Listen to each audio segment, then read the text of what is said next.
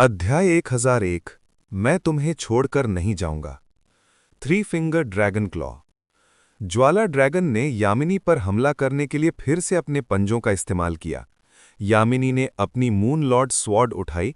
उसका इरादा ज्वाला ड्रैगन के हमले का सीधे जवाब देने का था। क्लैंग! एक बार फिर जोरदार टक्कर हुई। इस प्रभाव ने आसपास की हर चीज को उड़ा दिया। इस बार के मुकाबले में यामिनी को नुकसान हुआ। उसे काफी पीछे हटने के लिए मजबूर होना पड़ा। उस हमले में यामिनी को मामूली चोटें भी आईं, लेकिन यह स्पष्ट था कि ड्रैगन का ये वार पहले की तुलना में कहीं अधिक शक्तिशाली था। ऐसा लग रहा था कि इस बार ज्वाला ड्रैगन ने यामिनी पर हमला करने में अपनी पूरी ताकत झोंक दी थी। ज्वाला ड्रैगन जानता था कि उसकी शक्ति लंबे समय तक नहीं टिकेगी, इसलिए उसने इसे जल्द से जल्द खत्म करने का फैसला किया। इंसान, अब इसे खत्म करने का समय आ गया है। ज्वाला ड्रैगन ने यामिनी से कहा कि वो अभी इस युद्ध का अंत करना चाहता है। ज्वाला ड्रैगन ने अपने मुंह में ऊर्जा इकट्ठा करनी शुरू कर दी। उसकी हरकत को देखकर लग रहा था कि वो यामिनी पर एक अत्यंत विनाशकारी वार करने वाला था। यामिनी को ड्रैगन से काफी खतरनाक एहसास हुआ। ऐसा लगा जैसे वो अपना सबसे शक्तिशाली हमला करने जा रहा है। ये शायद उस पिछले हमले से भी कहीं अधिक मजबूत होने वाला था जो यामिनी ने कभी झेला था। क्या मुझे उसका उपयोग करना चाहिए? यामिनी अपनी सबसे शक्तिशाली तकनीक का उपयोग करने के बारे में सोचने लगी। समस्या ये थी कि यामिनी को संदेह था कि वो ऐसी स्थिति में उस तकनीक का उपयोग कर पाएगी या नहीं, क्योंकि उसकी हालत अभी बहुत खराब थी।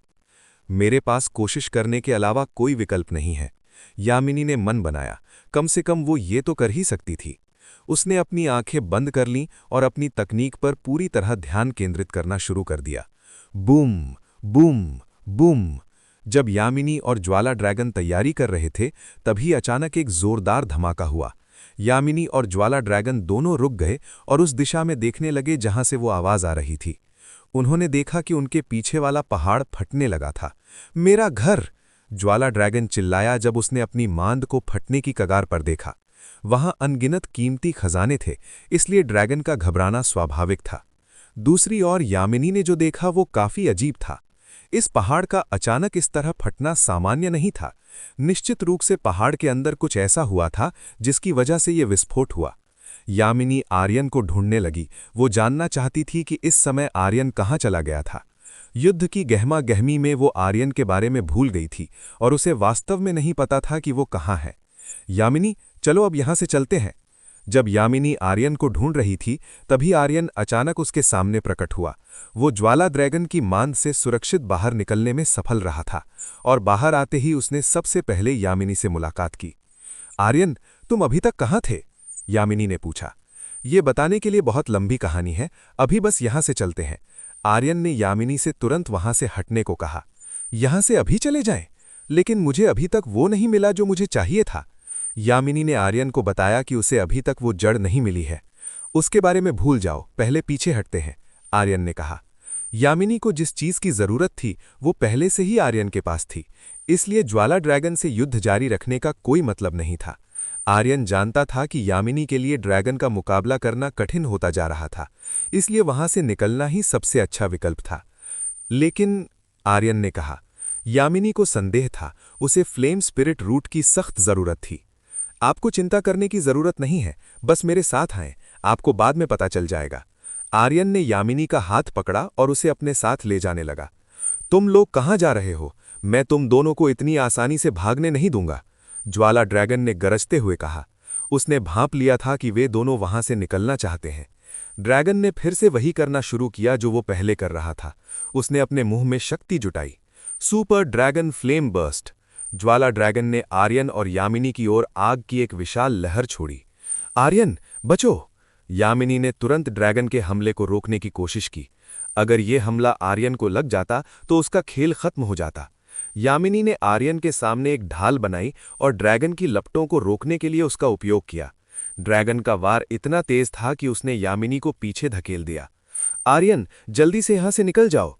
यामिनी ने आर्यन से कहा कि जब तक वो इसे रोक पा रही है, वो अपनी जान बचाकर भाग जाए। यामिनी शायद इसे ज्यादा देर तक नहीं रोक पाती, लेकिन वो चाहती थी कि आर्यन सुरक्षित रहे। यामिनी खुद तो इस शक्तिशाली हमले को झेल सकती थी, लेकिन आर्यन नहीं, इसलिए उसने उसे जाने को कहा। जब तक आर्यन जीवित था, यामिनी के लिए सब ठीक था। मैं तुम्हें यहां अकेला छोड़कर कैसे जा सकता हूं? आर्यन यामिनी को वहां अकेला नहीं छोड़ने वाला था। अपनी पसंद की महिला को छोड़कर भागना आर्यन का अंदाज नहीं था। मूर्ख, अगर तुम यहां रुके रहे तो तुम मारे जाओगे, यामिनी ने उसे धमकी दी। मुझे उसकी परवाह नहीं है, मैं तुम्हारे साथ ही रहूंगा, आर्यन ने दृढ़ निश्चय के साथ कहा। जब तक वो यामिनी के साथ था, उसे किसी बात का डर नहीं था। यामिनी को समझ नहीं आया कि आर्यन मूर्ख था या वो उससे वास्तव में इतना प्यार करता था कि उसे इस स्थिति में नहीं छोड़ना चाहता था। हालांकि आर्यन थोड़ा चंचल प्रवृत्ति का था, लेकिन यामिनी उसकी ईमानदारी देख सकती थी, जो उसे बहुत कम लोगों में देखने को मिली थी। ज्यादातर लोग उसके उच्च पद के कारण उसके करीब आते थे, लेकिन आर्यन बिल्कुल अलग था। कड़क, कड़क, कड़क। यामिनी की ढाल धीरे धीरे टूटने लगी। ये स्पष्ट था कि वो अब और अधिक प्रहार सहन नहीं कर सकती थी। आर्यन, अब समय नहीं बचा है, तुम्हारा जाना ही बेहतर होगा, यामिनी ने आर्यन को जल्द से जल्द वहां से निकलने के लिए आखिरी बार कहा। अध्याय 1002 ऋषिदेव की शक्ति का जागरण। आर्यन ने अपना सिर हिलाया। उसने इस जगह को छोड़ने से इनकार कर दिया। आर्यन वास्तव में बहुत जिद्दी था। वो यामिनी को छोड़कर यहां से भागना नहीं चाहता था। आर्यन के मन में यामिनी की रक्षा करने की इच्छा थी, इसलिए उसने इसी स्थान पर रुकने का निर्णय लिया। यामिनी ये देखकर मुस्कुराए बिना नहीं रह सकी कि आर्यन अपने रुख पर अडिग है। यामिनी द्वारा बनाई गई ढाल और भी अधिक चटक गई थी। देर सबेर ये ज्वाला ड्रैगन द्वारा किए गए हमले से चकनाचूर होने वाली थी। ऐसा लगता है कि सीमा आ गई है। यामिनी को लगा कि एक बार जब ये अपनी सीमा तक पहुंच जाएगा तो वो इसे और सहन नहीं कर पाएगी। जब यामिनी की ढाल टूटने ही वाली थी, तभी पीछे से आर्यन ने अचानक यामिनी की कमर पकड़ ली और उसे अपनी बाहों में भर लिया। आर्यन, तुम क्या करना चाहते हो? यामिनी ने पूछा कि आर्यन क्या करने वाला था। आर्यन ने यामिनी द्वारा पूछे गए प्रश्न का उत्तर नहीं दिया। उसने इस समय अपना हाथ आगे आग की लपटों की ओर बढ़ाया। कोई नहीं जानता था कि आर्यन इस समय क्या करेगा। आर्यन कुछ पागलपन भरा प्रयास करना चाहता था। उसका इरादा ज्वाला ड्रैगन द्वारा छोड़ी गई आग की लपटों को नियंत्रित करने का था। क्लैंग। यामिनी द्वारा बनाई गई ढाल पूरी तरह से चकनाचूर हो गई। अब आर्यन और यामिनी को ज्वाला ड्रैगन के हमले से बचाने के लिए कुछ भी नहीं बचा था। आर्यन और यामिनी के शरीर इस समय ज्वाला ड्रैगन की आग की लपटों से घिरे हुए थे। यामिनी ने अपनी आंखें बंद कर लीं। उसने इस हार को स्वीकार कर लिया था। ऐसा लग रहा था कि वो अब ज्वाला ड्रैगन के खिलाफ नहीं जीत सकती। जब यामिनी ने अपनी हार स्वीकार कर ली थी, तभी उसे अचानक कुछ अजीब होने का एहसास हुआ। ज्वाला ड्रैगन के हमले की चपेट में आने के बाद भी यामिनी को कोई दर्द महसूस नहीं हुआ। इस विचित्रता को देखकर यामिनी ने तुरंत अपनी आंखें खोली और देखा कि क्या हो रहा है। जब यामिनी ने ये देखने के लिए आंखें खोलीं कि क्या चल रहा है, तो उसने पाया कि उसके चारों ओर की लपटें रुक गई थीं, जैसे कि कोई चीज़ उन दोनों को घायल करने से रोक रही हो। क्या हुआ? यामिनी को आश्चर्य हुआ कि अभी क्या हुआ। उसके और आर्यन के साथ ऐसा अजीब क्यों हो रहा था। यामिनी ने आर्यन की ओर देखा और पाया कि उसका चेहरा बहुत गंभीर लग रहा था। क्या ये आर्यन ने किया है?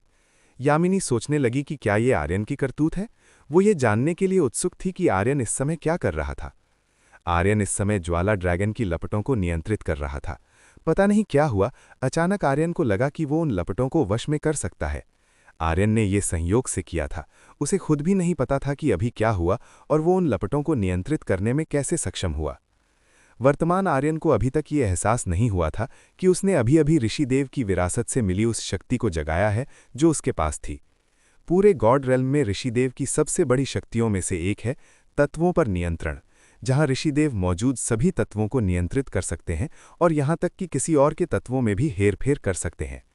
ये उन शक्तियों में से एक थी जिसने ऋषिदेव को अपने समय का सबसे शक्तिशाली सच्चा देवता बनाया था।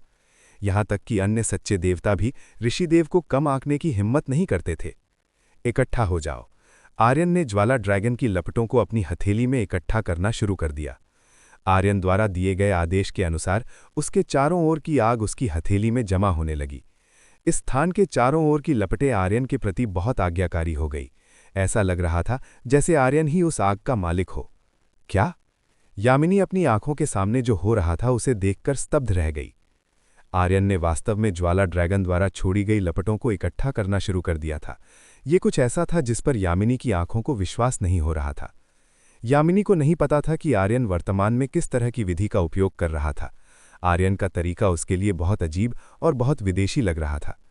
यामिनी ने पहली बार ऐसा कुछ देखा था। उसने कभी किसी को किसी और की आग पर इस तरह नियंत्रण करते नहीं देखा था जैसे आर्यन कर रहा था। आर्यन इस आग का मालिक जैसा लग रहा था। ये वाकई अद्भुत था। ज्वाला ड्रैगन को लगने लगा कि कुछ गलत है। उसे अपनी लपटों के पीछे एक विशाल शक्ति इकट्ठा होती महसूस हुई। इस विचित्रता को महसूस करते हुए ज्वाला ड्रैगन ने तुरंत अपनी शक्ति को मजबूत किया और सुपर ड्रैगन फ्लेम बर्स्ट की विनाशकारी शक्ति को बढ़ा दिया। ज्वाला ड्रैगन का लक्ष्य यामिनी और आर्यन को मारने का था, इससे पहले कि वो मुकाबला कर सकें। वर्तमान ज्वाला ड्रैगन को अभी तक ये एहसास नहीं हुआ था कि उसके द्वारा छोड़ी गई सभी लपटें आर्यन के द्वारा नियंत्रित की जा रही थीं। अगर उसे पता होता तो शायद वो आक्रमण करना तुरंत बंद कर देता। आर्यन ने उस आग को नियंत्रित किया और उसे एक आग के गोले में बदल दिया जिसमें अत्यंत विनाशकारी शक्ति थी। चूंकि ये आग का गोला आर्यन द्वारा एक ही स्थान पर रोका गया था, इसकी शक्ति बड़ी होती जा रही थी। इतनी शक्ति ज्वाला ड्रैगन को नीचे गिराने के लिए पर्याप्त होनी चाहिए थी। ये महसूस करने के बाद कि उसने जो आग इकट्ठी की है वो काफ़ी मजबूत है, आर्यन ने तुरंत ज्वाला ड्रैगन पर निशाना साधा।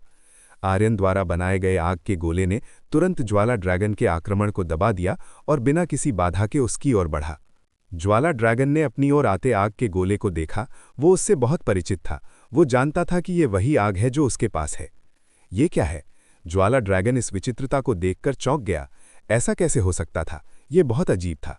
केवल यामिनी ही नहीं, बल्कि ज्वाला ड्रैगन भी इस बात से हैरान था। आग का गोला ज्वाला ड्रैगन के और करीब आ गया और उससे टकरा गया। बूम! एक बहुत बड़ा विस्फोट हुआ। ये विस्फोट इस स्थान के आसपास के हजारों मील के जंगल को अपनी चपेट में ले सकता था। ये वास्तव में एक विशाल विस्फोट था जिसकी कल्पना सामान्य साधक नहीं कर सकते थे। यामिनी, चलो यहां से निकलते हैं। आर्यन ने यामिनी से इस जगह को छोड़ने के लिए कहा। यहां से भागने का ये सही समय था। आर्यन खुद जानता था कि अभी का हमला ज्वाला ड्रैगन को मारने के लिए पर्याप्त नहीं था, इसीलिए उसने निकलने का निर्णय लिया। यामिनी ने आर्यन की बात मान ली। वो अभी भी जो हुआ था उससे शौक में थी और उलझन में थी कि आर्यन ने अभी क्या किया था। अध्याय 1003 यामिनी के लिए सरप्राइज गिफ्ट। आर्यन यामिनी को उस जगह से दूर ले गया।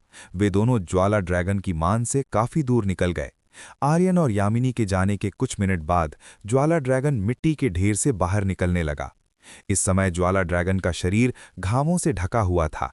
ये देखा जा सकता था कि आर्यन का पिछला हमला ज्वाला ड्रैगन को घायल करने के लिए काफी शक्तिशाली था। कमीने इंसान, उसने मुझे चोट पहुंचाने और फिर भाग जाने का साहस किया। ज्वाला ड्रैगन बहुत जोर से चिल्लाया। वो आर्यन पर इस कदर घायल करने के लिए वास्तव में क्रोधित था। आर्यन का आग के गोले वाला हमला बहुत तेज था। ये ज्वाला ड्रैगन को भी गंभीर चोट पहुंचा सकता था, जबकि ड्रैगन की अग्नि तत्व प्रतिरोधक क्षमता फायर रेजिस्टेंस अत्यंत उच्च थी। अगर ज्वाला ड्रैगन के पास इतनी उच्च प्रतिरोधक क्षमता न होती तो शायद उसके घाव अब से कहीं अधिक बदतर होते। ज्वाला ड्रैगन तुरंत आर्यन के पीछे नहीं गया। वो पहले अपने घावों को ठीक करना चाहता था। जैसे ही उसने अपने घावों को भरना चाहा, उसे याद आया कि उसका घर अभी-अभी विस्फोट से नष्ट हो गया था। ड्रैगन के पास जाकर ये देखने के अलावा कोई विकल्प नहीं था कि उसका घर अभी बचा है या नहीं। जब ज्वाला ड्रैगन ने अपने निवास की जांच की, जो नष्ट और तहस-नहस हो चुका था, तो उसने देखा कि डिवाइन रेड प्रोफाउंड क्रिस्टल और उसकी सारी संपत्ति उस जगह से गायब हो चुकी थी। मेरा सामान?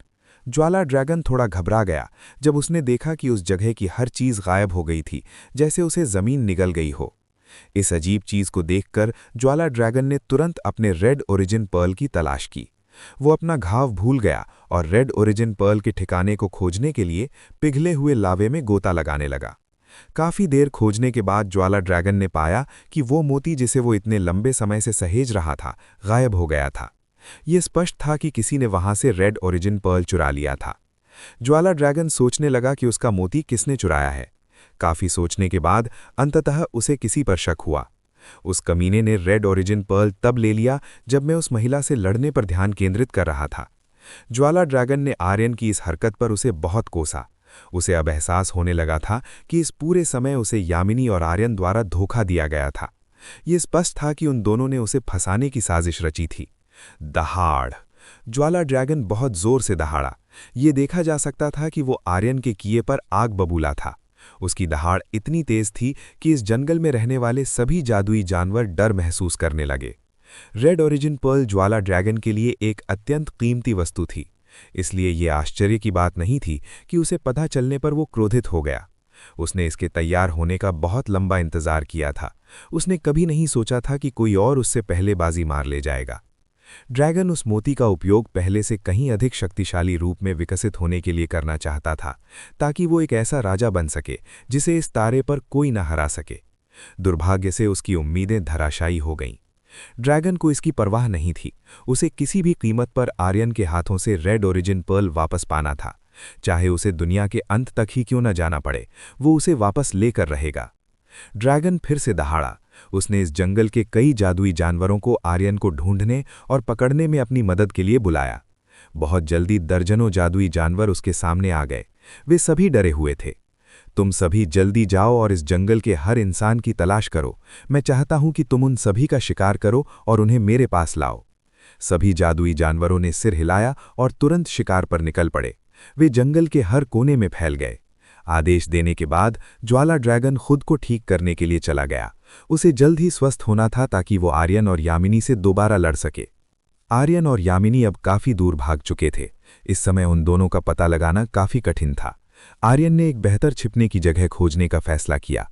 उसने अपनी गॉड आइज का इस्तेमाल करके एक सुरक्षित ठिकाने को खोजा। कुछ देर अवलोकन करने के बाद आर्यन को आखिरकार एक गुफा मिली जो काफी छिपी हुई थी।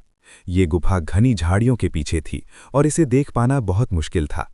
आर्यन को लगा कि ये उन दोनों के छिपने के लिए उपयुक्त जगह है। आर्यन झाड़ियों के बीच से यामिनी को ले गया और वे गुफा में दाखिल हुए। यामिनी को नहीं पता था कि आर्यन इस समय क्या करने की कोशिश कर रहा था। वो बस उसके पीछे चली आई। जब वे गुफा के अंदर पहुंचे तो आर्यन ने देखा कि वहां कई पत्थर थे जो काफी चमक रहे थे, जिससे गुफा के अंदर काफी रोशनी थी।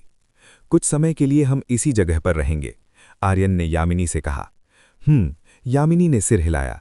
उसे वहां रहने में कोई समस्या नहीं थी। आर्यन ने यामिनी के चेहरे के हाव भाव देखे। वो किसी बात से परेशान लग रही थी। तुम गुस्से में क्यों दिख रही हो? आर्यन ने तुरंत पूछा।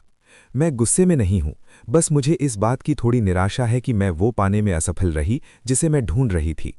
यामिनी ने आर्यन को अपनी परेशानी बताई। ये देखकर आर्यन मुस्कुराया। उसके चेहरे पर एक अजीब सी मुस्कान थी। अभी भी यामिनी को ये नहीं पता था कि फ्लेम स्पिरिट रूट जिसे वो ढूंढ रही थी आर्यन के हाथों में थी। यामिनी, तुम पहले अपनी आंखें बंद करो, मेरे पास तुम्हारे लिए एक सरप्राइज है। आर्यन ने यामिनी से आंखें बंद करने को कहा। सरप्राइज? यामिनी ये जानने के लिए बहुत उत्सुक थी कि आर्यन उसे क्या दिखाना चाहता है। आर्यन ने सिर हिलाया। जल्दी अपनी आंखें बंद करो, आर्यन ने दोबारा कहा। आर्यन को इतना रहस्यमयी देखकर यामिनी के पास अपनी आंखें बंद करने के अलावा कोई विकल्प नहीं था। उसके आंखें बंद करते ही आर्यन ने तुरंत वो संदूक निकाला जिसमें फ्लेम स्पिरिट रूट थी। यामिनी, अब तुम अपनी आंखें खोल सकती हो, आर्यन ने आदेश दिया। आर्यन के कहने पर यामिनी ने अपनी आंखें खोली और देखा कि आर्यन उसे क्या दिखाना चाहता है। अध्याय 1004 आपातकालीन स्थिति। जब यामिनी ने अपनी आंखें खोलीं तो उसने आर्यन के हाथ में एक संदूक देखा। एक अनुभवी साधक होने के नाते यामिनी स्वाभाविक रूप से जानती थी कि इस समय आर्यन के हाथ में क्या है। ये स्पष्ट था कि ये संदूक उन औषधीय जड़ी बूटियों को रखने के लिए था जिनमें आत्माएं होती थीं। आर्यन, इसमें क्या है? यामिनी ने तुरंत संदूक की सामग्री के बारे में पूछा। तुम खुद क्यों नहीं देख लेती? ये तुम्हारे लिए एक उपहार है, आर्यन ने यामिनी से संदूक खोलने को कहा। आर्यन ने वो संदूक यामिनी को दे दिया। वो चाहता था कि वो इसे खोले और देखे कि इसके अंदर क्या है। यामिनी ने आर्यन से संदूक लिया और तुरंत उसे खोल कर देखा। जब यामिनी ने संदूक खोला तो वो दंग रह गई। इसके अंदर वही फ्लेम स्पिरिट रूट थी जिसे वो इतनी देर से ढूंढ रही थी। आर्यन, तुम्हें ये कैसे? यामिनी ने तुरंत पूछा कि आर्यन को ये कैसे मिला। है, बेशक मैंने इसे अपने तरीके से हासिल किया है, आर्यन ने मुस्कुराते हुए कहा। यामिनी वास्तव में आर्यन को समझ नहीं पा रही थी। वो इतनी आसानी से ऐसी चीज कैसे पा सकता था। यामिनी सोचने लगी कि आर्यन को ये कैसे मिला होगा। शायद उसने तब इसे चुरा लिया जब वो ज्वाला ड्रैगन से लड़ रही थी। यामिनी को उम्मीद नहीं थी कि आर्यन इतना चतुर होगा। वो उसकी लड़ाई के दौरान चुपके से अपना काम कर गया। ये कुछ ऐसा था जो यामिनी ने पहले नहीं सोचा था। मैं युद्ध में तुम्हारी बहुत मदद नहीं कर पाया, लेकिन मैं फ्लेम स्पिरिट रूट प्राप्त करने में तुम्हारी मदद कर सकता हूं, आर्यन ने यामिनी से कहा। यामिनी ने तुरंत आर्यन को गले लगा लिया। ये देखा जा सकता था कि वो आर्यन के इस काम से कितनी खुश थी। आर्यन ने खुद को उस जड़ को पाने के लिए जोखिम में डाल दिया था। भला यामिनी भावुक क्यों न होती। आर्यन काफी हैरान हुआ जब उसने यामिनी को अचानक इस तरह गले लगाते देखा। उसने इसकी कल्पना नहीं की थी। ये पहली बार था जब यामिनी ने खुद पहल करके उसे गले लगाया था। देवी यामिनी को किसी पुरुष के साथ ऐसा करते देखना काफी दुर्लभ था। आर्यन, तुम्हारा बहुत बहुत धन्यवाद, यामिनी ने शुक्रिया अदा किया। वो वाकई आर्यन की बहुत ऋणी थी। कोई बात नहीं। आर्यन ने यामिनी की पतली कमर को पकड़कर उसे गले लगाया। उसे इस तरह यामिनी को बाहों में लेना बहुत अच्छा लग रहा था। वे दोनों कुछ देर तक गले लगे रहे। फिर आर्यन ने यामिनी को छोड़ दिया। यामिनी, तुम अब फ्लेम स्पिरिट रूट का उपयोग कर सकती हो, उसने उसे सुझाव दिया। ठीक है, यामिनी ने सिर हिलाया। वो सीधे उस जड़ का उपयोग अपने शरीर के अंदर मौजूद प्राइमॉर्डियल आइस स्पिरिट को नष्ट करने के लिए करने वाली थी। यामिनी अपने लिए एक उपयुक्त जगह ढूंढने लगी और सही स्थान मिलने पर वो पालथी मारकर बैठ गई और फ्लेम स्पिरिट रूट को सोखना शुरू कर दिया। इस प्रक्रिया में उसे पूरी तरह ध्यान केंद्रित करना था। वो किसी भी चीज से विचलित नहीं होना चाहती थी। आर्यन ने देखा कि यामिनी जड़ को सोखने में मग्न है, इसलिए उसने उससे थोड़ा दूर जाने का फैसला किया। काफी दूर जाने के बाद आर्यन ने वो रेड ओरिजिन पर्ल निकाला जो उसे ज्वाला ड्रैगन की मान से मिला था। मैं इस मोती का उपयोग करने की कोशिश करूंगा, आर्यन ने फैसला किया। आर्यन ने मोती से निकलने वाली शुद्ध ऊर्जा को सोखना शुरू किया। जैसे ही उसने प्रयास किया, उसे अपने शरीर में ऊर्जा का एक विशाल प्रवाह महसूस हुआ। अद्भुत, ये वास्तव में बहुत समृद्ध ऊर्जा है। आर्यन को महसूस हुआ कि इसमें इतनी शुद्ध ऊर्जा थी कि वो एक साथ कई स्तरों को पार कर सकता था। आर्यन भी अब ध्यान लगाने लगा। इस समय उसे भी कोई परेशान नहीं कर सकता था। अब यामिनी और आर्यन दोनों अपने अपने काम में व्यस्त थे। आर्यन अपनी शक्ति बढ़ाने पर ध्यान दे रहा था, जबकि यामिनी अपने शरीर के ठंडे प्रभाव को खत्म करने में जुटी थी। जब आर्यन और यामिनी अपने काम में व्यस्त थे, ये जंगल बहुत अराजक हो गया था। इस जगह के सभी जादुई जानवर जंगल के पास रहने वाले इंसानों का शिकार करने और उन्हें पकड़ने लगे। ज्वाला ड्रैगन के आदेश के कारण वे सभी इंसानों को बंदी बना रहे थे। यहाँ तक कि कई जादुई जानवर 9 इमॉर्टल स्पीक संप्रदाय के बाहर के लोगों को भी अगवा करने लगे। इस हंगामे की खबर संप्रदाय के मुखिया तक पहुंची। उन्होंने तुरंत खतरे की घंटी बजाई। संप्रदाय के लगभग सभी शक्तिशाली साधकों को इस मामले से निपटने के लिए भेजा गया। ये मामला संप्रदाय के लिए खतरनाक हो सकता था, इसलिए मुखिया इसे सीरियसली ले रहे थे। जादुई जानवरों का इंसानों को पकड़ना बहुत ही अजीब और रिरा घटना थी। संप्रदाय के बड़े साधक तुरंत जंगल पहुंचे और पकड़े गए लोगों को बचाने की कोशिश करने लगे। दुश्मन को आते देख जादुई जानवरों ने भी डटकर मुकाबला किया। जंगल के अंदर बड़े पैमाने पर युद्ध छिड़ गया। संप्रदाय में स्थिति काफी तनावपूर्ण थी। अनगिनत शिष्य डरे हुए थे और बाहर निकलने की हिम्मत नहीं कर रहे थे। उन्हें डर था कि बाहर निकलते ही खूंखार जादुई जानवर उन पर हमला कर देंगे। जंगल से बाहर आने वाले जानवर उच्च श्रेणी के थे, जो बहुत डरावने माने जाते थे। यहाँ तक कि मुख्य शिष्यों के लिए भी उनसे लड़ना मुश्किल था, तो बाहरी और आंतरिक शिष्यों की बात ही अलग थी। वर्तमान अराजकता को देखते हुए मानसी तुरंत अपने साधना कक्ष से बाहर आ गई। उसने सबसे पहले ये देखा कि आर्यन संप्रदाय में है या नहीं। मुझे उम्मीद है कि वो इस मामले में नहीं फंसा होगा। मानसी केवल यही प्रार्थना कर सकती थी कि आर्यन इस झमेले से दूर रहे। मानसी को अभी तक नहीं पता था कि आर्यन ही इस पूरे मामले की जड़ में शामिल था। अध्याय 1005 फ्लेम स्पिरिट रूट के दुष्प्रभाव। मानसी आर्यन के निवास स्थान पर गई। कुछ ही मिनटों में वो वहां पहुंच गई थी। वो तुरंत आर्यन के कमरे के प्रवेश द्वार पर पहुंची। संयोग से इस जगह के आसपास काफी शांति थी, इसलिए मानसी को अपने और आर्यन के रिश्ते के उजागर होने की चिंता करने की जरूरत नहीं थी। दस्तक, दस्तक, दस्तक। मानसी ने आर्यन के कमरे के दरवाजे पर 3 बार दस्तक दी। उसने कुछ देर इंतजार किया, लेकिन उसे आर्यन की ओर से कोई जवाब नहीं मिला। क्या वो अंदर नहीं है? कोई प्रतिक्रिया ना मिलने पर मानसी ने तुरंत निष्कर्ष निकाला कि आर्यन अंदर नहीं था। ये पुष्टि करने के लिए कि वो वास्तव में अंदर नहीं है, उसने जबरन कमरे में घुसने का फैसला किया। चूंकि इस जगह के हर कमरे का अपना सुरक्षा तंत्र होता है, इसलिए बाहर से ये बताना मुश्किल होता है कि अंदर कोई है या नहीं। कड़क। मानसी ने तुरंत प्रवेश द्वार की सील तोड़ दी। चूंकि उसकी साधना पहले से ही बहुत ऊंची थी, वो इसे आसानी से कर सकती थी। जब वो अंदर गई तो उसने देखा कि कमरा पृथ्वी की विलासिता पूर्ण वस्तुओं से भरा हुआ था। ये स्पष्ट था कि आर्यन ही इन चीजों को लाया था।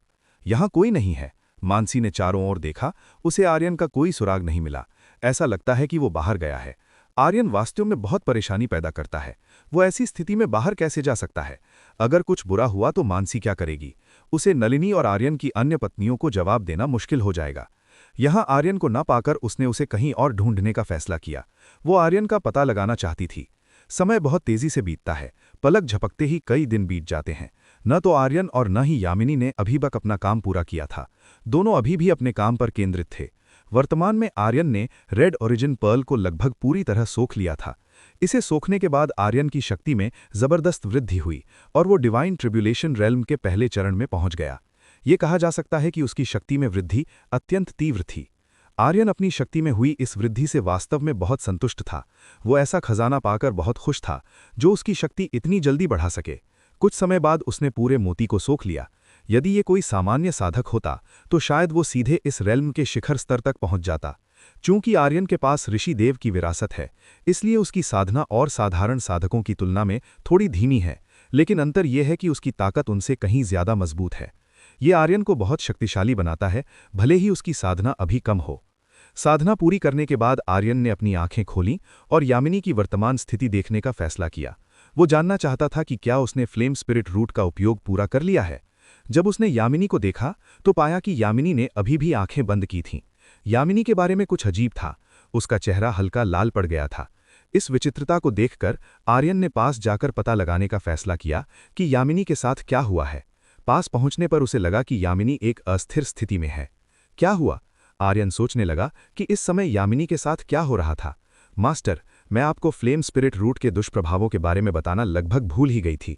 अवनी ने कहा कि वो इसके साइड इफेक्ट्स के बारे में बताना भूल गई थी। दुष्प्रभाव? क्या फ्लेम स्पिरिट रूट के उपयोग से कोई दुष्प्रभाव होता है? आर्यन ने अवनी से पूछा। उसे इस बारे में अभी पता चला था, इसलिए उसे जानकारी न होना स्वाभाविक था। हाँ, यदि कोई महिला इसका उपयोग करती है तो इसका प्रभाव कामोत्तेजक जैसा होता है। ये उपयोगकर्ता को उत्तेजित महसूस करा सकता है। अवनी ने उसे महिला के लिए इसके दुष्प्रभावों के बारे में बताया। आर्यन ये जानकर हैरानी था। उसे समझ नहीं आया कि अवनी ने उसे ये पहले क्यों नहीं बताया। तो वो अभी इसके प्रभाव में है? आर्यन ने अवनी से पूछा। सही, अवनी ने सिर हिलाया। ये प्रभाव बहुत प्रबल नहीं है, इसलिए आपको ज्यादा चिंता करने की जरूरत नहीं है। शुक्र है। आर्यन को राहत मिली जब उसने सुना कि ये प्रभाव बहुत मजबूत नहीं था। इसका मतलब था कि यामिनी ठीक हो जाएगी। मास्टर, बात यह है कि यामिनी की वर्तमान स्थिति बहुत अच्छी नहीं है। प्राइमोर्डियल आइस स्पिरिट पूरी तरह से गायब नहीं हुई है, इसलिए ये उसे नुकसान पहुंचा सकती है। अवनी ने जो कहा वो बुरी खबर थी। इससे आर्यन फिर से चिंतित हो गया। क्या मुझे उसकी मदद करनी चाहिए? आर्यन उसे इस स्थिति से बाहर निकालना चाहता था ताकि वो सामान्य हो जाए। आप उसे शांत होने में मदद कर सकते हैं, उसके बाद शायद वो ठीक हो जाएगी। अवनी ने आर्यन को तरीका बताया कि यामिनी को कैसे संभालना है। ठीक है, ये मुझ पर छोड़ दो। आर्यन समझ गया कि अवनी क्या कह रही थी। उसे अपनी क्षमताओं पर पूरा भरोसा था। यामिनी को शांत करना उसके लिए आसान था। आर्यन यामिनी के और करीब आया और उसे अपनी बाहों में उठाने लगा। जब उसने उसके शरीर को छुआ तो यामिनी ने अचानक अपनी आंखें खोल दी। आर्यन, यामिनी ने बहुत ही कोमल स्वर में आर्यन का नाम पुकारा। वो आवाज इतनी मधुर थी कि किसी भी पुरुष को पिघला दे। आर्यन ये सुनकर थोड़ा सिहर गया। उसने कभी यामिनी को इस तरह बात करते नहीं सुना था। वो इस समय नशे में लग रही थी। अवनी ने जो कहा था वो सच साबित हो रहा था। यामिनी ने अचानक आर्यन को गले लगा लिया, जिससे वो थोड़ा हैरान रह गया। यामिनी इस समय होश में नहीं थी, इसलिए उसका इस तरह व्यवहार करना स्वाभाविक था। अध्याय 1006। मास्टर, क्या आपको मदद चाहिए? आर्यन। यामिनी इस समय अपने शरीर के अंगों को आर्यन के शरीर से रगड़ने लगी थी। ये देखा जा सकता था कि यामिनी इस समय आर्यन के और करीब आने की कोशिश कर रही थी। यामिनी ने जो किया वो स्वाभाविक रूप से आर्यन के लिए बहुत उत्तेजक था। यामिनी को खुद को चढ़ाते देख आर्यन उत्साहित महसूस करने लगा। यामिनी असाधारण सुंदरता वाली एक खूबसूरत देवी थी। आर्यन जैसा युवक इस तरह की चीज को बर्दाश्त नहीं कर सकता था। ये स्पष्ट था कि आर्यन इस तरह के प्रलोभन में आ जाएगा। यामिनी लगातार आर्यन को लुभा रही थी। वो वास्तव में अपने तरीके से आर्यन को छेड़ रही थी। आर्यन अब यामिनी के प्रलोभन को और सहन नहीं कर पा रहा था। स्पष्ट रूप से वो अब खुद को रोकने में असमर्थ था। मैं अब और बर्दाश्त नहीं कर सकता। आर्यन वास्तव में अब और सहन नहीं कर सका। वो अब यामिनी की हरकतों को झेलने में सक्षम नहीं था। यामिनी जो कर रही थी वो बहुत ही मोहक था। आर्यन उसके किए से बहुत उत्तेजित हो गया था। आर्यन ने अपना हाथ यामिनी के शरीर की ओर बढ़ाया। आर्यन ने यामिनी के वक्षस्थल को छूना शुरू कर दिया, जो पहले से ही बहुत अच्छी तरह विकसित थे। ये दूसरी बार था जब आर्यन यामिनी के वक्ष को छू रहा था। ये स्पष्ट था कि आर्यन को यामिनी के विकसित वक्ष को छूना बहुत पसंद था। विकसित होने के अलावा यामिनी के वक्ष की बनावट भी एकदम सही थी। ये कुछ ऐसा था जिसे इस दुनिया के अधिकांश पुरुष पाना चाहते थे। आर्यन कोई पाखंडी नहीं था। उसे ये वास्तव में पसंद आया। वो यामिनी के वक्ष को छूने और दबाने लगा। आह! यामिनी के मुंह से एक बहुत ही मधुर कराह निकली। यामिनी से निकली उस कराह ने आर्यन के जुनून को और भी बढ़ा दिया। यामिनी को सहज महसूस करते देख आर्यन ने तुरंत उसके कुछ कपड़े उतार दिए। कुशल आंदोलनों के साथ आर्यन आसानी से उन कपड़ों को उतार सका जो यामिनी ने पहने थे। जब आर्यन ने यामिनी के कुछ कपड़े उतारे तो उसने एक ऐसा सुंदर नज़ारा देखा कि उसे देखते ही उसके मुंह में पानी आ गया। आर्यन को लगा कि वो अपने सामने मौजूद इस खूबसूरत नज़ारे के साथ मज़ा करना चाहता है। बिना देर किए आर्यन ने तुरंत यामिनी के गुलाबी उभारों को अपने मुंह में भर लिया। आर्यन बड़ी संतुष्टि के साथ उसका आनंद लेने लगा। आर्यन। यामिनी आर्यन का नाम पुकारने लगी। उसे आनंद की एक ऐसी ज़बरदस्त भावना महसूस होने लगी जो उसने इस जीवन में पहले कभी महसूस नहीं की थी। यह एहसास यामिनी के लिए बहुत सुखद था। उसे अपना शरीर बहुत आरामदायक महसूस हो रहा था। आर्यन के खाली हाथ ने यामिनी के शरीर को छूना शुरू कर दिया। आर्यन ने अपनी कुशल उंगलियों का उपयोग करके यामिनी के गुप्त उद्यान पर भी धावा बोल दिया। आर्यन ने जो किया वो वास्तव में यामिनी के लिए असाधारण था। कामोत्तेजक प्रभाव के कारण यामिनी को अनंत आनंद महसूस हुआ। ओह नहीं! बस एक ही पल में आर्यन ने यामिनी को खुशी के शिखर पर पहुंचा दिया। खुशी के शिखर पर पहुंचने के बाद यामिनी बेदम लग रही थी। ये देखा जा सकता था कि वो आर्यन द्वारा दिए गए आनंद से थोड़ी थक गई थी। एक बार शांत होने के बाद यामिनी थोड़ा होश में आई। वो अपने सामने खड़े आर्यन की ओर देखने लगी। यामिनी को विश्वास नहीं हो रहा था कि अभी क्या हुआ। आर्यन वास्तव में उसके साथ खेल रहा था। जो कि फ्लेम स्पिरिट रूट का प्रभाव बहुत मजबूत नहीं था, इसलिए यामिनी बहुत आसानी से जागने में सक्षम थी। आर्यन सिर्फ इस तरह खेलने से संतुष्ट नहीं था, वो यामिनी से और भी बहुत कुछ चाहता था। यामिनी को अपने शरीर पर आर्यन के हाथ बेतहाशा चलते हुए महसूस होने लगे। आर्यन, अभी रुक जाओ। यामिनी ने आर्यन से अभी रुकने को कहा। वो इसे और आगे नहीं बढ़ाना चाहती थी। जब आर्यन ने उसे छुआ तो यामिनी को अपने प्रति एक अजीब सा एहसास हुआ। आर्यन के स्पर्श का एहसास ही यामिनी को भ्रमित करने के लिए काफ़ी था। यामिनी, प्लीज़ मुझे मना मत करो। आर्यन ने यामिनी के कान में फुसफुसाया। वो चाहता था कि यामिनी उसे ठुकराए नहीं। यामिनी ने आर्यन का लाड़ प्यार भरा व्यवहार देखा। उसके लिए इस तरह व्यवहार करने वाले आर्यन का विरोध करना मुश्किल था। हालांकि यामिनी को आर्यन की इच्छा को मना करना पड़ा। वे ऐसा नहीं कर सकते थे। आर्यन, प्लीज़ ऐसा मत करो, मैं तुमसे विनती करती हूँ। यामिनी ने आर्यन से खुद के साथ ऐसा न करने के लिए कहा। क्या बात है? क्या तुम मुझ में इंटरेस्टेड नहीं हो? आर्यन ने यामिनी से पूछा। जब यामिनी ने उसे अस्वीकार किया तो वो दुखी लग रहा था, जबकि वो यामिनी को बहुत पसंद करता था। ऐसा नहीं है, समस्या यह है कि मैं तुम्हारे साथ वो नहीं कर सकती। अगर मैंने इसे खो दिया तो ये बहुत गंभीर हो जाएगा। यामिनी ने आखिरकार आर्यन को वो कारण बताया कि वो उसके साथ शारीरिक संबंध क्यों नहीं बना सकती थी। ये सुनकर आर्यन थोड़ा निराश हुआ। ऐसा लगता है कि वो कुछ समय तक इस खूबसूरत देवी को पूरी तरह से प्राप्त नहीं कर पाएगा। यामिनी ने आर्यन द्वारा दिखाई गई निराशा को देखा। पता नहीं क्यों उसे आर्यन को इस तरह निराश देखकर अच्छा नहीं लग रहा था। आर्यन, प्लीज़ समझो, मैं तुम्हें पसंद करती हूँ, इसलिए दुखी मत हो, यामिनी ने आर्यन से कहा। आर्यन ये सुनकर मुस्कुराया। ऐसा लग रहा था कि यामिनी उसे खुश करने की कोशिश कर रही थी। अगर तुम सच में मुझे पसंद करती हो तो इसे साबित करो। आर्यन को इस बात का सबूत चाहिए था कि यामिनी उसे पसंद करती है। ये सुनकर यामिनी मुस्कुराई। ऐसा लग रहा था कि वो वास्तव में इस छोटे शैतान के चंगुल से बचने के लिए नहीं बनी थी। आर्यन के साथ कुछ दिन बिताने के बाद यामिनी खुद जानती थी कि आर्यन कैसा था। वो उससे जवाब मिले बिना उसे निश्चित रूप से नहीं जाने देता। यामिनी अपना चेहरा आर्यन के करीब लाई। उसने अपने सामने मौजूद आर्यन को चूमा। यह पहली बार था जब यामिनी ने आर्यन को चूमने की पहल की थी।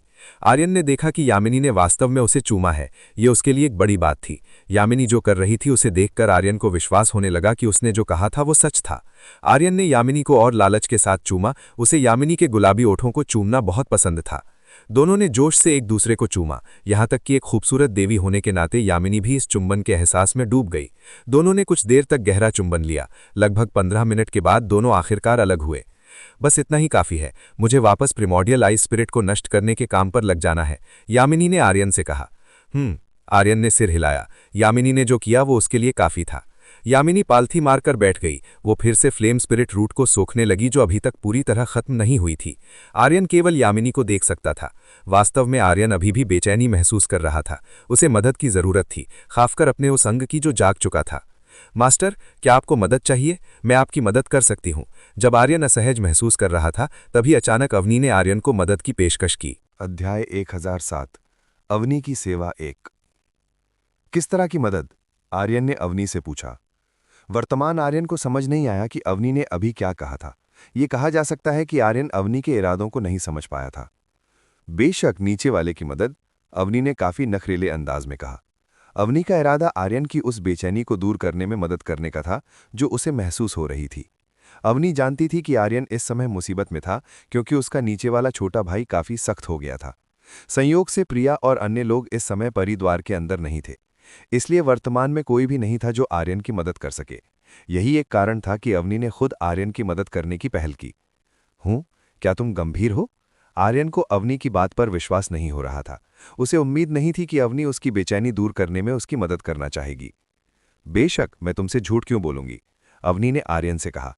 आर्यन सोचने लगा कि अवनी अभी जो कह रही है शायद वो सिर्फ उसे चिढ़ाने की कोशिश कर रही हो। ये ध्यान दिया जाना चाहिए कि अवनी अक्सर इस मामले में आर्यन को चिढ़ाती रहती थी, इसलिए ये आश्चर्य की बात नहीं थी कि आर्यन ने सोचा कि अवनी उसे छेड़ रही है। तुम मुझे चढ़ाने की कोशिश तो नहीं कर रही हो ना? आर्यन ने अवनी से पूछा। तो तुम नहीं चाहते? अगर तुम नहीं चाहते तो कोई बात नहीं, अवनी ने आर्यन से कहा। आर्यन को इस तरह संदिग्ध देखते हुए अवनी थोड़ी असंतुष्ट थी, जबकि वो आर्यन की मदद करने के लिए काफी दयालु थी। अवनी वास्तव में आर्यन की कड़ी मेहनत के लिए उसे एक छोटा सा इनाम देना चाहती थी। नहीं नहीं नहीं, मेरा वो मतलब नहीं था। अवनी को परेशान देखकर आर्यन ने तुरंत उसे शांत करने की कोशिश की।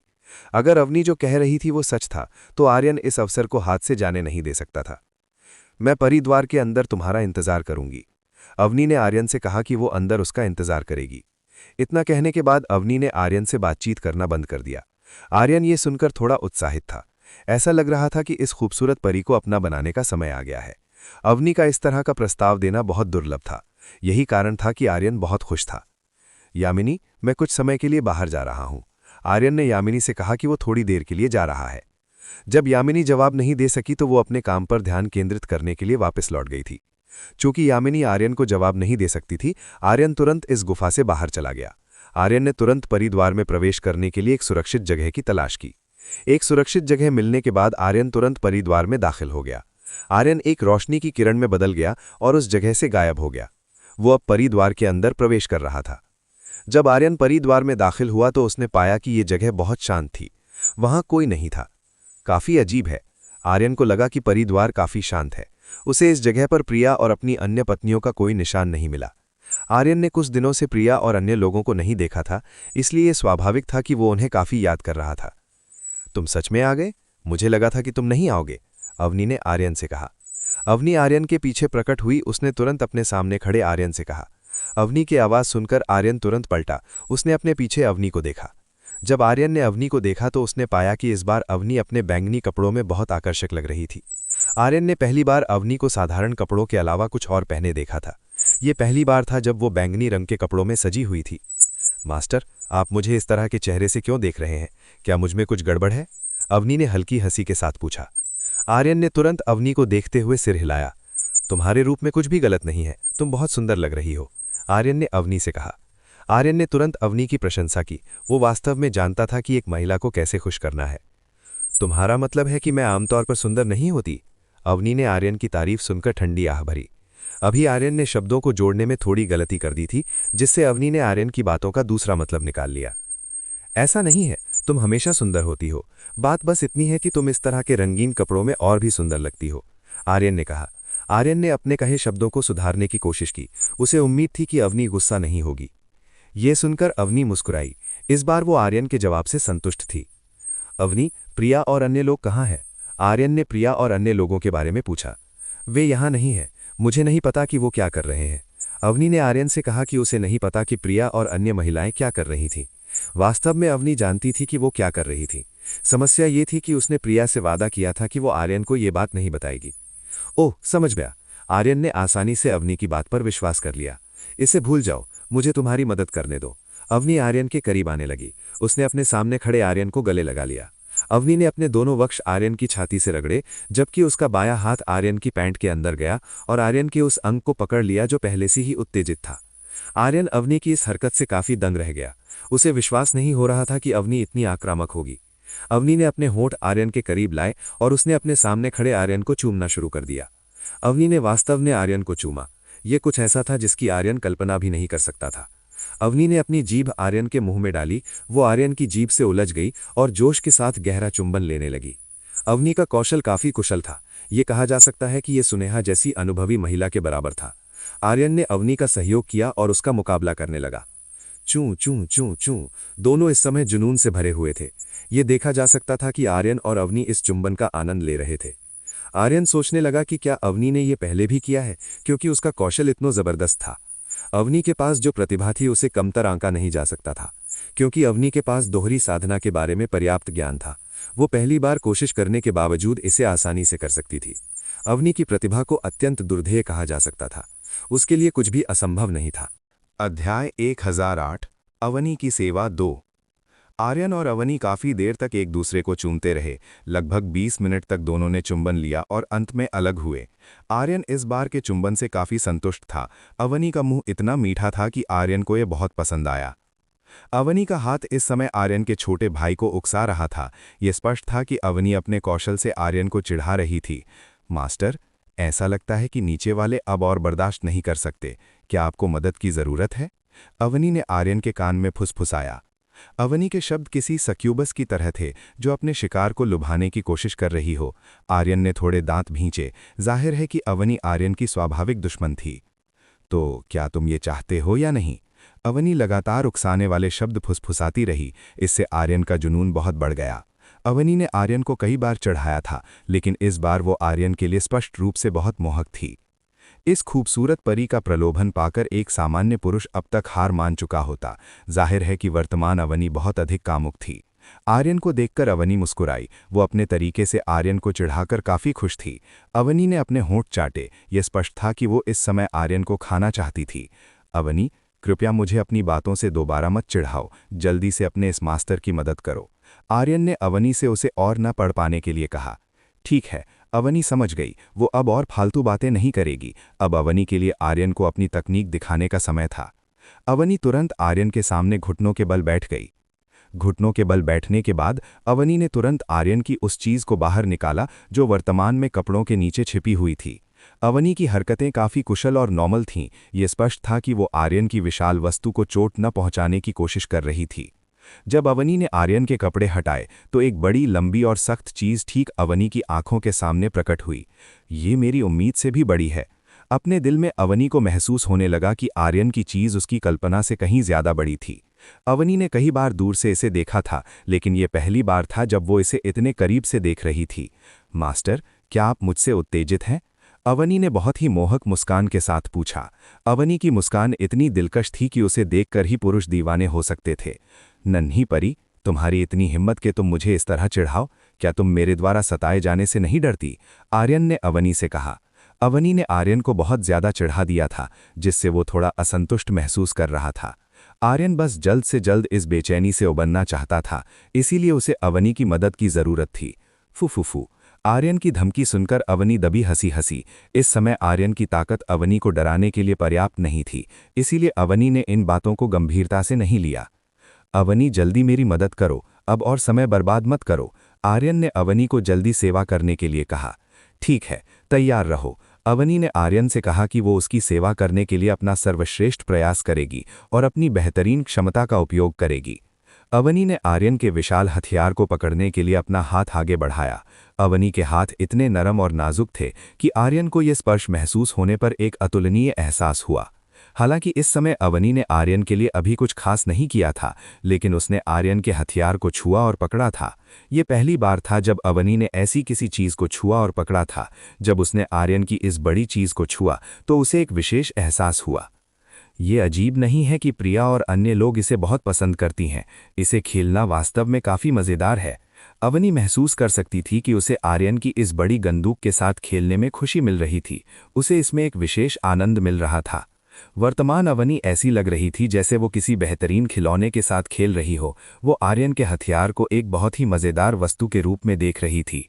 अवनी ने अपना हाथ हिलाना शुरू किया, जिसने आर्यन के हथियार को पकड़ा हुआ था। वो बड़ी कोमलता से इसे सहला रही थी। आर्यन को अवनी के हाथ से बहुत अच्छा एहसास हुआ। न जाने क्यों वो अवनी की इस हरकत से बहुत सहज महसूस कर रहा था। मास्टर, क्या ये आरामदायक है? अवनी ने पूछा कि ये सुखद है या नहीं। बेशक ये बहुत आरामदायक है, आर्यन ने बहुत ईमानदारी से जवाब दिया। अवनी ये सुनकर खुश हुई। ऐसा लग रहा था कि उसने अपने कौशल से आर्यन को निराश नहीं किया। शुरुआत में अवनी चिंतित थी कि उसका कौशल आर्यन को खुश करने के लिए पर्याप्त नहीं होगा, लेकिन अप्रत्याशित रूप से उसके तरीके ने आर्यन को खुश और सहज महसूस कराया। ये जानकर कि आर्यन को उसका काम पसंद आ रहा है, अवनी और भी साहसी होने लगी। उसने उन चीज़ों को आजमाना शुरू किया जो उसने पहले कभी नहीं की थीं। अवनी ने आर्यन के अंडकोशों को भी छुआ। उसने उन अत्यंत संवेदनशील स्थानों को उत्तेजित करना शुरू किया। आह! आर्यन के मुंह से संतुष्टि की कराह निकलने लगी। ये देखा जा सकता था कि वो इसका आनंद ले रहा था। अवनी आर्यन की इस बड़ी चीज के लिए अपनी हाथों की सेवा जारी रखे हुए थी। वो ऐसा करके बहुत खुश थी। समय बहुत तेजी से बीत गया। आर्यन अभी भी अवनी द्वारा प्रदान की जा रही सेवाओं का आनंद ले रहा था। लगभग 20 मिनट बीत चुके थे, लेकिन अब तक आर्यन ने कमजोर होने का कोई संकेत नहीं दिया। ये क्या बला है? अवनी को आर्यन की सहनशीलता पर विश्वास नहीं हो रहा था। उसके कौशल का उपयोग करने के बाद भी आर्यन ने फटने का कोई संकेत नहीं दिया। अवनी जानती थी कि आर्यन की क्षमताएं मजबूत हैं, लेकिन उसे उम्मीद नहीं थी कि वे इतनी जबरदस्त होंगी। अवनी सोचने लगी कि आर्यन को तुरंत कैसे मुक्त किया जाए। अगर ये इसी तरह चलता रहा तो इसका अंत नहीं होगा। ऐसा लगता है कि मुझे और गंभीर होना होगा। अवनी ने और गंभीर होने का फैसला किया। इस बार उसे आर्यन पर जीत हासिल करनी ही थी। अगर वो आर्यन को मुक्त नहीं कर पाई तो वो अपनी साख खो देगी। अवनी अक्सर आर्यन को चिढ़ाती थी। अगर आर्यन को पता चल गया कि इस मामले में अवनी की क्षमता कमजोर है तो वो निश्चित रूप से उसका मजाक उड़ाएगा। अवनी ऐसा नहीं चाहती थी। वो नहीं चाहती थी कि आर्यन उसे कमजोर समझे। अवनी को अपनी क्षमताओं और ताकत पर बहुत भरोसा था। ऐसी कोई बात नहीं थी कि वो इस तरह की चीज में आर्यन से हार जाए। अवनी ने अपना चेहरा आर्यन की उस बड़ी चीज के करीब लाया। उसने अपना मुंह खोला और आर्यन की उस बड़ी चीज को अंदर ले लिया। आर्यन को अचानक एक बिल्कुल अलग एहसास हुआ। उसे महसूस हुआ कि उसका निचला हिस्सा गर्म और नम है। ये काफी अजीब बात थी। आर्यन ने तुरंत नीचे देखा और पाया कि अवनी उसकी सेवा करने के लिए अपने कोमल मुंह का उपयोग कर रही थी। आर्यन को उम्मीद नहीं थी कि अवनी उसे इस तरह अपने मुंह में लेगी। ये वास्तव में उसके लिए बहुत ही सुखद था। अवनी के मुंह का अंदर का हिस्सा वाकई बहुत आरामदायक था। आर्यन को लगा कि वो इस सुख में पिघल सकता है। अध्याय 1009 अवनी की सेवा 3। अवनी के अंदर बहुत आराम था। जब आर्यन ने यह महसूस किया तो उसे लगा जैसे वो स्वर्ग में तैर रहा हो। आर्यन के मुंह से आनंद की कराह निकली। ये देखा जा सकता था कि आर्यन जो कर रहा था उसका वो वास्तव में आनंद ले रहा था। अवनी ने ऊपर आर्यन की ओर देखा। उसने आर्यन की प्रतिक्रिया देखनी शुरू की जब वो उसके अंग की सेवा कर रही थी। आर्यन की वर्तमान प्रतिक्रिया को देखते हुए वो अवनी के किए से बहुत संतुष्ट था। अवनी ने जो किया वो आर्यन के लिए असाधारण था। आर्यन की प्रतिक्रिया देखकर अवनी ने विजय वाला चेहरा बनाया। ऐसा लग रहा था कि अवनी बहुत जल्द ये लड़ाई जीत जाएगी। जूबो, जूबो, जूबो, स्लर्प, स्लर्प, स्लर्प। अवनी ने अपने मुंह में मौजूद उस बड़ी चीज को चूसा और चाटा। वो इसके साथ सबसे अच्छे भोजन की तरह व्यवहार कर रही थी। अवनी ने आर्यन के कुछ संवेदनशील स्थानों को भी निशाना बनाना शुरू कर दिया। यही नहीं, अवनी ने अपने दोहरे शिखर का उपयोग आर्यन की विशाल वस्तु को दबाने के लिए भी किया। अवनी के बड़े आकार के कारण आर्यन की चीज आसानी से अवनी के पर्वतों जैसी खाई के बीच फंस गई। आर्यन पर अवनी द्वारा भारी हमला किया जा रहा था। अगर इसी तरह चलता रहा तो देर सवेर आर्यन की हार निश्चित थी। हारने वाले आर्यन की प्रतिक्रिया देखकर अवनी मुस्कुराई। ये देखा जा सकता था कि आर्यन अब ज्यादा देर नहीं टिक पाएगा। मास्टर, आपको इसे सहने की जरूरत नहीं है। आप इसे मुझ पर छोड़ सकते हैं। मैं सब कुछ स्वीकार करूंगी, अवनी ने आर्यन से कहा। आर्यन की हार को तेज करने के लिए अवनी ने उन शब्दों का उपयोग करने का फैसला किया जिनसे आर्यन और उत्तेजित हो जाए। अवनी के शब्द आर्यन को जोश में लाने के लिए काफी थे। धिक्कार है, मुझे विश्वास नहीं हो रहा कि अवनी ऐसी हो सकती है। वो वास्तव में एक भयानक दुश्मन है। आर्यन को विश्वास नहीं हो रहा था कि अवनी ऐसा कुछ कर सकती है। अवनी का कौशल वास्तव में असाधारण था। वो जो कर रही थी वो आर्यन की आत्मा को निचोड़ने जैसा था। आर्यन भाग्यशाली था कि वो अब तक बचा रहा।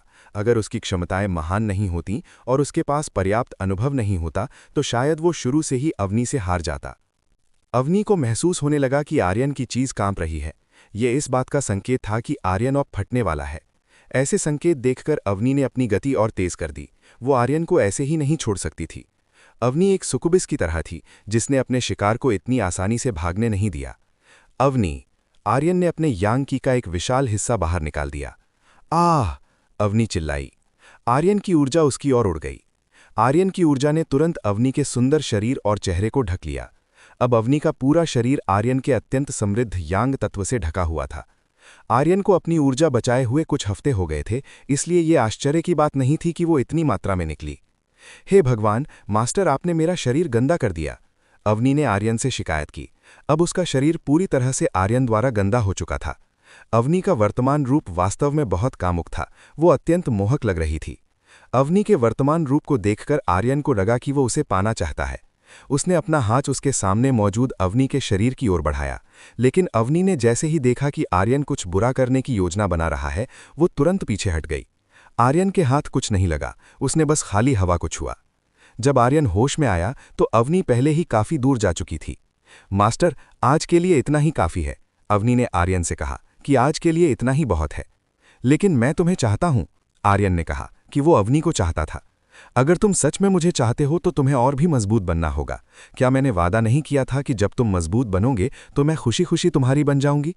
अवनी ने आर्यन को याद दिलाया कि अगर वो शक्तिशाली बन गया तो वो उसकी महिला बन जाएगी। आर्यन को निश्चित रूप से ये याद था, उसे स्पष्ट रूप से याद था कि अवनी ने उससे ऐसा वादा किया था। अवनी, क्या मैं अब पर्याप्त मजबूत नहीं हूं? आर्यन ने पूछा। नहीं, तुम अभी भी पर्याप्त मजबूत नहीं हो, तुम अभी भी उस स्तर से बहुत दूर हो जिसे मैंने तय किया है। अवनी ने कहा कि आर्यन अभी उस मानक से काफी पीछे है। जब आर्यन ने यह सुना कि वो अभी भी अवनी द्वारा निर्धारित मानक से बहुत दूर है, तो वो ज्यादा कुछ नहीं कह सका। ये मेरी तरफ से एक छोटा सा उपहार है, मुझे उम्मीद है कि ये तुम्हें और भी मजबूत बनने के लिए प्रेरित करेगा। अब मैं पहले चलती हूं। अवनी ने आर्यन से जल्दी मजबूत होने के लिए कहा। आर्यन जितना मजबूत होगा अवनी के लिए उतना ही अच्छा होगा। आर्यन को प्रेरणा देने के बाद अवनी तुरंत वहां से चली गई और खुद को साफ करने के लिए बाथरूम चली गई। अब आर्यन उस जगह पर अकेला रह गया था। लानत है, अवनी मुझे फिर से चिढ़ा रही है। आर्यन ये देखकर चिढ़ गया कि अवनी उसे केवल चिढ़ा रही थी। हालांकि आर्यन ने सोचा था कि आज वो अवनी को पा सकता है, लेकिन उसे उम्मीद नहीं थी कि ऐसा नहीं होगा। आर्यन को पहले मिले मौके का पूरा फायदा उठाना चाहिए था। वो अवनी को वश में करने के लिए पैशन गॉडेस तकनीक का उपयोग कर सकता था। दुर्भाग्य से सब कुछ हो चुका था, इसलिए आर्यन जो बीत गया उसे दोहरा नहीं सकता था। आर्यन अपने कपड़े ठीक करने के अलावा कुछ नहीं कर सकता था। कपड़े ठीक करने के बाद वो तुरंत परिद्वार से बाहर निकल गया। जब आर्यन परिद्वार से बाहर निकल चुका था, अवनी उस समय बाथरूम के अंदर थी। अवनी ने तुरंत अपने सारे कपड़े उतारे और पानी में उतर गई। अभी बस बाल बाल बच गई। अवनी को लगा कि अभी वो बहुत करीब थी। अगर वो आर्यन से बचने में थोड़ी भी देर कर देती तो शायद वो वास्तव में आर्यन के साथ वो सब कुछ कर लेती। अवनी अभी भी भाग्यशाली थी कि वो आर्यन के बुरे हाथों से बच सकी। थोड़ी सी भी देरी होती तो अवनी अपना कौमार्य खो देती। मास्टर दिन ब दिन और भी साहसी होते जा रहे हैं, मुझे वो और भी पसंद आने लगे हैं। अवनी आर्यन के साहस की ओर आकर्षित थी। महिलाएं बहादुर पुरुषों को पसंद करती हैं, ये कुछ ऐसा है जो महिला की दिलचस्पी बढ़ा सकता है। अवनी पानी के ऊपर अपनी परछाई देखने लगी। ये देखा जा सकता था कि उसका पूरा शरीर सफेद ऊर्जा से ढका हुआ था। हे भगवान, मास्टर ने सच में बहुत ज्यादा निकाल दिया, मेरा पूरा शरीर गंदा है। अवनी देख सकती थी कि उसका पूरा शरीर आर्यन द्वारा गंदा हो चुका था। अवनी का वर्तमान रूप वास्तव में बहुत कामुक था, वो अत्यंत मोहक लग रही थी। अवनी के वर्तमान रूप को देखकर आर्यन को लगा कि वो उसे पाना चाहता है। उसने अपना हाथ उसके सामने मौजूद अवनी के शरीर की ओर बढ़ाया, लेकिन अवनी ने जैसे ही देखा कि आर्यन कुछ बुरा करने की योजना बना रहा है, वो तुरंत पीछे हट गई। आर्यन के हाथ कुछ नहीं लगा, उसने बस खाली हवा को छुआ। अध्याय 1010 यामिनी द्वारा पकड़ा जाना। परिद्वार से बाहर निकलने के बाद आर्यन तुरंत उस गुफा की ओर वापस चल दिया जहां यामिनी थी। जब आर्यन गुफा में लौटा तो उसने देखा कि यामिनी ने फ्लेम स्पिरिट रूट का उपयोग पूरी तरह समाप्त कर लिया था। यामिनी ने अब अपने कपड़े भी बदल लिए थे। वो पहले से कहीं अधिक सुंदर लग रही थी और उसकी पोशाक पहले की तुलना में कहीं अधिक चमक रही थी। आर्यन, तुम कहाँ गए थे? यामिनी ने तुरंत पूछा कि आर्यन कहाँ चला गया था। मैं बस इस जगह के आसपास टहलने गया था। आर्यन ने यामिनी से कहा कि वो बस टहल रहा था। यामिनी, तुम बहुत सुंदर लग रही हो। आर्यन करीब आया और यामिनी की सुंदरता की प्रशंसा करने लगा। आर्यन द्वारा देवी यामिनी की सुंदरता की प्रशंसा करने पर उसके चेहरे पर लाली की हल्की सी लकीर आ गई। जब आर्यन यामिनी के करीब पहुंचा तो यामिनी को अचानक एक सुगंध आई। ये स्पष्ट था कि ये खुशबू उसकी अपनी नहीं थी, ये निश्चित रूप से किसी दूसरी महिला की थी। तुम्हारे शरीर पर किसी दूसरी महिला की गंध क्यों आ रही है? यामिनी ने तुरंत पूछा कि आर्यन के शरीर पर किसी महिला की महक क्यों थी। यामिनी की सूंघने की शक्ति बहुत तेज थी, वो आसानी से जान सकती थी कि आर्यन के शरीर पर अवनी की महक थी। दूसरी महिला की गंध? आर्यन ने तुरंत अपने कपड़े सूंघे। वास्तव में आर्यन ने जो कपड़े पहने थे उन पर अवनी के शरीर की काफी अच्छी खुशबू आ रही थी। आर्यन वास्तव में लापरवाह था, उसे पहले ही नए कपड़े बदल लेने चाहिए थे। तो तुमने अभी क्या किया? यामिनी ने तुरंत पूछा कि आर्यन ने अभी क्या किया था। ऐसा नहीं हो सकता था कि आर्यन केवल टहल रहा हो। यामिनी इससे असंतुष्ट थी। उसे उम्मीद नहीं थी कि आर्यन इतनी जल्दी बाहर किसी दूसरी महिला को ढूंढ लेगा। यामिनी इस समय उस महिला की तरह लग रही थी जिसने अपने पति को बाहर धोखा देते हुए पकड़ा हो। आर्यन थोड़ा उलझन में था कि वो यामिनी के सवाल का क्या जवाब दे। ये देखा जा सकता था कि ये खूबसूरत देवी ईर्ष्या कर रही थी। चूंकि अवनी इस समय अपने काम में व्यस्त थी, वो इस मामले में आर्यन की मदद नहीं कर सकती थी। मैं बस ताज़ी हवा लेने के लिए थोड़ी दूर टहलने गया था। आर्यन ने यामिनी को समझाने की कोशिश की कि वो सिर्फ ताज़ी हवा ले रहा था। फिर तुम्हारे शरीर पर दूसरी महिला की गंध क्यों है? यामिनी ने आर्यन से पूछा। यामिनी ने आर्यन की बात पर आसानी से विश्वास नहीं किया। उसके शरीर पर मौजूद सबूत यामिनी के लिए बहुत स्पष्ट थे। यामिनी नहीं चाहती थी कि आर्यन उससे झूठ बोले, वो चाहती थी कि आर्यन उसे सच बताए।